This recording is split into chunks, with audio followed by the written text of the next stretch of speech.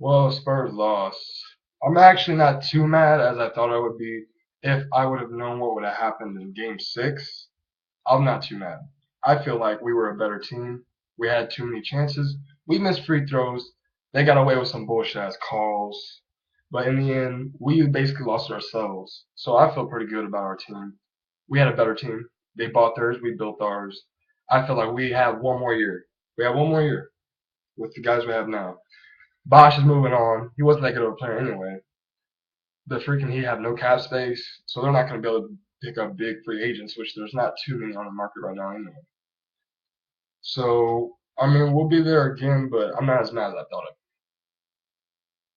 After we got cheated out of Game 6. There's no magic. I don't care what he says. He says, "Oh well, if we're playing basketball." No, Ray Allen got those calls. Why can't we? Second of all, we weren't playing good defense. Danny Green, I think we just catered too much to him just because he made a couple of good threes, mostly through the playoffs. I think we got too comfortable. Greg Popovich made some bad decisions with leaving him in. I don't understand why. But once you see that he's not really developing, putting too much on the floor, but giving you turnovers and turnovers more, you might as well take him out because we weren't having any chances with him. So they can celebrate this year, but trust me, you're not expecting. Don't expect anything more from the Heat organization. They're gonna clean house. They were at 4-3. Luck, they're not gonna be a 4-year team, but they're at least a 3-year team, 2 out of 3. So that's all they got in the tank. That's all they have. It was just to bring a couple of stars and get that quick couple championships, and that's it. But for the Spurs, still a fan. Ain't no bandwagon ass Heat fan like most of y'all are.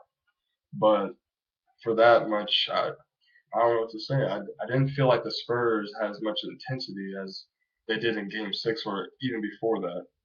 I didn't understand it. It's just the last minutes they got away from us. But we were there. We're a pretty good team. We can hang out there with them. So I mean I don't even know how to explain it. I mean I want to yell right now, but I just don't see the need to because the NBA basically had to hit a championship. That's all that I know.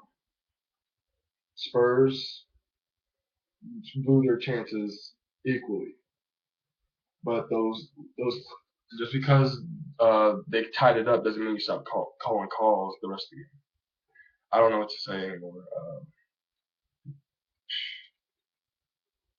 It's not really that shocking because I kind of expected after Game 6, well, the way that went down, I expected this to go down like this. Just because the way it was going, the way the refs were calling stuff, there was bad calls this game, just like there was last game. Out of bounds calls.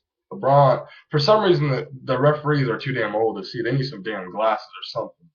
Because obviously they can't tell who when the ball goes out, and we can't challenge whether it went out or not. Which I think is bullshit. Because if you can obviously see it right there, why can't we just give the ball to them?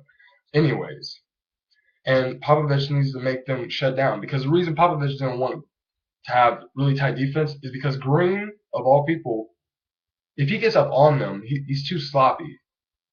LeBron's gonna go right through him if he tries to play like defense, like get up on him. They couldn't do that with him, and that's the weak link. He's a good shooter. He's like Ray Allen. You only bring him in, but we left him in way too long.